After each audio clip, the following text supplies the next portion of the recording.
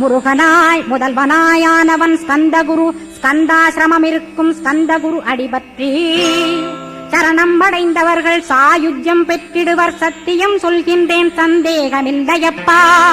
வேதங்கள் போற்றிடும் வடிவேலன் முருகனை நீ சந்தேகமில்லாமல் சத்தியமாய் நம்பிடுவாய்.